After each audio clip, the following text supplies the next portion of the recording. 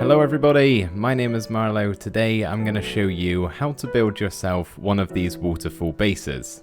So the first thing we need to do is find ourselves a sheer cliff somewhere in the world. Now it doesn't necessarily need a waterfall just yet, we can always add one in by ourselves, like mine for example here. No waterfall at all, so I'll need to make a man-made one at some point, but if you like the look of my cliff face here and want to use it for your own build, then this is the seed of the world, as well as the coordinates of where exactly it's located. Here's a list of resources we need for the entrance of the build alone. We're going to get this done first and then move on to the inside and do all of that, but these are all of the blocks, and we're also going to need a water bucket if you are making your own waterfall, as well as some scaffolding, because chances are you're going to be at least a little bit high up.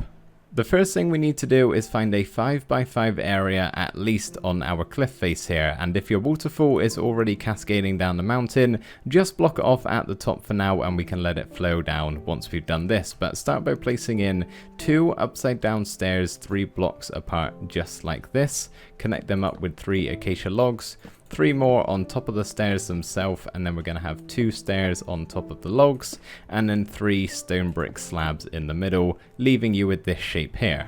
We can then get our stairs and place 2 of them facing forward to create that curvature shape and connect them up with some slabs in between, 2 stone brick walls on either side with a spruce fence in the middle, and then we can come on up to the top here and have 2 regular stairs just beside the corner ones we've placed here, 2 upside down, and then 1 facing forward in the middle. Go ahead and get rid of these 9 blocks here, as well as 3 from all of the 4 sides, just like I'm doing, and then we're going to replace those 12 we've just broken with some stone bricks, and then we can add in our glass, this archway, just 7 glass blocks with our door in the middle. We can then have some stairs on all of the 4 corners with a spruce trapdoor either side, 1 up the top here, and then in the center can go our pressure plate.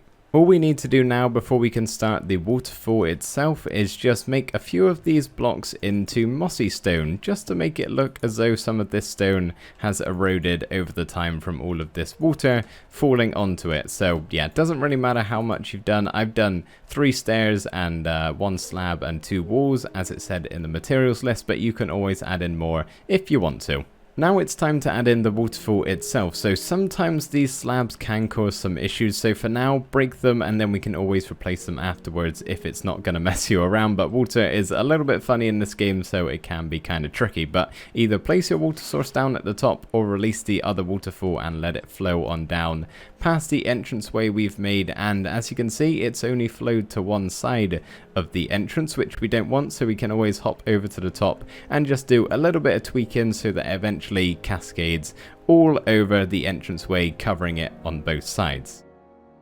Real quick, we just want to grab our water bucket and waterlog the 4 corners stairs that we placed down to begin with. So those 2 at the top and then these 2 at the bottom. That way the waterfall just looks a little bit better, kind of falls back into the middle a little bit. Not all the way, we still want a bit of stone peeking through, but I think it looks much better that way. And if I just show you quickly, the stairs, or the slabs, sorry, sometimes cause an issue, sometimes don't, but you should be able to place them back most of the time. Just like that, the entrance to our waterfall base is all done, and the rest really is up to you. But if you want to decorate the interior similar to how I've done it here, stick around for the rest of the video and I'll show you how to now.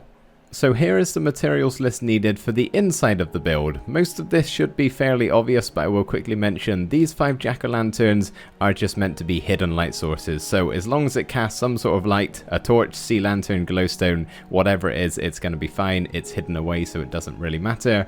Any color bed, of course, and whatever flowers you would like to go inside these pots here. The first thing we're going to do is walk through our door, break out these 3 blocks here, and then 2 more in each of the directions, left and right. And then on these 3 open gaps here, next to the stone brick, we can have in 3 stripped spruce logs on both sides. And then basically we're going to do the same thing as what we've done on the outside with the spruce stairs and trapdoors. We can then carve out a 7x7x4 high area here, which is where the main room is going to be. So once we've got our room hollowed out, we can place an acacia log in each of the 4 corners here with a light source in the middle, which is going to get hidden by 2 trapdoors. So we can place them on all 4 corners. If I can actually flick the trapdoors down, that would be very helpful. But then on top of the jack-o'-lanterns, or of course whatever light source you have, we can place some more acacia logs.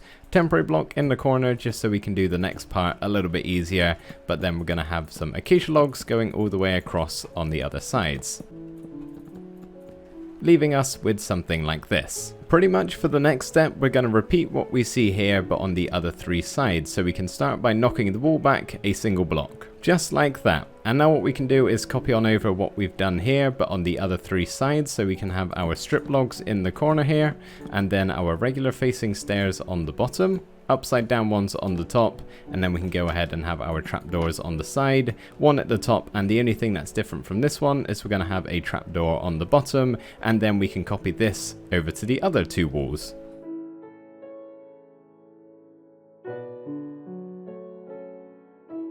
For the next step, we want to get our slabs and barrels and make a line of slabs going all the way around next to the acacia logs just like this, and then we can go ahead and get rid of these 9 blocks here, and we could place our barrels in facing upwards like this, but if you want to do it a little bit different, we can hop on top, clear out this area here, and actually place them so this texture here is on the bottom. And to do that, we just paste them upside down like this. And then if we do the last one here and make our way down, gonna have to do a little bit of breaking and replacing, but we get it to look like that, which I think looks a bit cooler. Now what we want to do is lower this entire floor down by 1 block. And voila, it is done. We can now get our acacia log, but the variant that has the same texture on all 6 sides, and place that on the corners here just like this, with 3 stone brick stairs in the center on each of the sides. Just do an entrance here, and then by the doorway we can have a full block with a pressure plate so we can get back out and back in. Real quick, we want to lower this 5x5 area down by another block. And then we can fill up this 3x3 area on the center with stone bricks, and then we can place in some of our furnaces. So we're going to have a smoker on all 4 of the corners, blast furnace in the center block, and then on the other 8 spaces we can have a regular furnace, just like that, and it makes a pretty cool pattern, I think. In this 3x3 area is where our bed is going to go, so we can place our bed down facing the doorway here, and then we're going to have 2 stairs like this. The end one is going to be curved a little bit, and then we can have 3 strip logs on the back here, break that temporary one, and then some trapdoors. Oh, try not to click on the furnace. We're going to have 1 up there on that side, another one here, and then we're going to have 6 on the back. Flick all of those up, and then we can come around to the front, place in our 2 flower pots. Again, whatever flowers you want to go in there is absolutely fine. And then of course we need our alarm clock to wake us up in the morning. Each of these 3 entrances are going to contain something that's going to be very helpful for a survival base. So we're going to have a nether portal, an enchanting room, and all of the crafting blocks. So stone cutter, smithing table, crafting bench, that sort of thing. Now, the nether portal is going to take up the least amount of room, so where you place that may be dependent on how far you have to dig until you reach the edge of the mountain. So let's take this side for example. We dig far enough, we eventually reach daylight, which we don't want. But say on this side we dug 2 blocks or 2 or 3 blocks and we're on the outside, we would want our nether portal to go there because it takes up the least amount of room. Hopefully that makes sense for you guys and it wasn't too confusing, but now you need to pick out where you want your enchanting table to go and all of your crafting supplies, and hollow out a 4 long, 5 wide by 4 high area on each of these spaces, and then we can start building.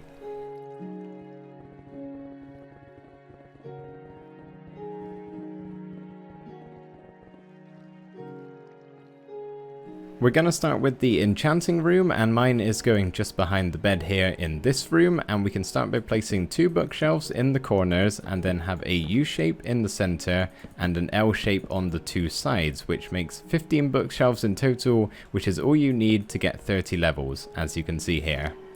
That's not the best sword. We then want to have a barrel on each of the sides next to the end bookshelf here with a chest on top of it. Anvil just to the side, and then in the center here on this gap we can have our grindstone. Next up, in the center of the room we can place down our lighting source just above the enchanting table here, and then have 2 spruce planks in each of the corners with 3 upside down stairs on all 3 sides. And then going into the light source we can have some strip logs just like this, and then some trapdoors on those 4 sides with 1 in the center covering up what's giving us all of this light. All of this stone here can be replaced with stone brick, so we can go ahead and take out those 8 blocks there and replace it with the stone brick, and also chucking in a little bit of the cracked variants just to show it's been, you know, worn on a little bit maybe. Also adds a bit of texture, and we also need to remember to get rid of the 2 that are behind the anvil and chest over here, as well as the one sneakily behind the grindstone. So there we go, enchanting room all finished. We can now move on over to the crafting area. So step inside this room here, and then we're going to have 2 strip logs on each of the corners, so it's 3 gaps in between each of those. Temporary block on top, and then connect them up with some more logs, just like this. And then we can have 4 spruce planks in each of the corners, with a trapdoor on top of all of those, or underneath I should say. We're going to have some upside down stairs going all the way around, replace that block with our crafting bench, and then hang a lantern underneath. The crafting table, by the way, is still accessible from underneath. It just doesn't really look like a crafting table and instead an oak plank, but you still can use it, so not to worry there. But now we want to grab our stone brick slabs and stairs and place in 2 upside down stairs on each of the 3 sides and connect them up with a slab in the center. We can then go ahead and start placing down some of our crafting blocks, so the loom, cartography table, stone cutter, brewing stand, and over here we're adding in the fletching table and smithing table. They don't currently have a use at the moment, but the smithing table will in 1.16, and I'm sure the fletching table will at some point in the future. The last 2 things to do in this room here is break out all of these blocks on the side and replace them with barrels as some extra storage, and then we can go ahead and get rid of all of the stone blocks and replace them with the cracked stone brick and regular stone brick.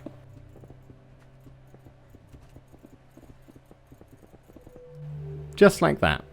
Time to now add in the nether portal, and some of you may not even want to do this close to the base and instead use this for a storage room perhaps instead of several barrels dotted around the rest of the area, but I myself am going to go with the nether portal, so we're going to break out these 3 blocks here as well as the 12 circling around it like we did with the entrance over there, and we're going to replace those we've just broken with some obsidian.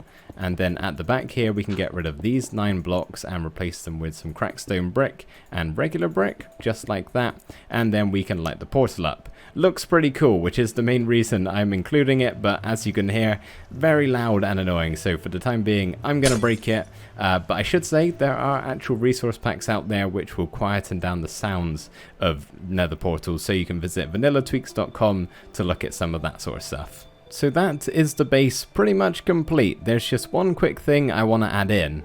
At the moment, the only way to access the base fairly easily is via an elytra. But what if you don't have an elytra? So we need to make this base accessible by foot. So we're going to step inside here and mark down the coordinates on top of this spruce trapdoor here. The Y level isn't particularly necessary, but you may as well jot it down as well. So mark down these 3 numbers here. Then come down to the ground level, and we want to now find a spot which is pretty easy to get to without needing an elytra. So I'm going to pick this area here, and now we want to dig in a line until we reach those coordinates that we marked down a second ago. Obviously we don't need to worry about the Y level, we just need to keep it at the level we're at currently. This torch is now directly underneath the trapdoor in our base, so we can head on up there and dig straight down. Maybe don't be as careless as what I'm being now. Trying to be safe about it and don't fall into an unexpected cave. Now we need to add in a bubble waiter all the way at the bottom, leading us up to the top. So the first thing to do is place in a water source at the very top block here next to the trapdoor. We can then replace this stone block here with a dirt block, and then pillar all the way up with some kelp block, which basically makes each of these water blocks into a water source, which will allow bubbles to flow through them. So the final thing to do is to break the kelp and the dirt at the bottom, replace it with a soul sand block, and then as you can see, it will take us all the way up to our base. And if you don't have an elytra, your exit is going to be, well, to jump. I'm not really counting this as part of the tutorial, but I have given the tunnel here a little bit of its own design, and I'm mainly doing this just to give you guys some ideas of what you could do if this is how you are entering the base instead of using an elytra. But anyway guys, that is going to be it for this video. I really hope you enjoyed it and that helped you out if you are choosing to build this in your own world. Thank you ever so much for watching, and I will see you in the next video. Bye for now.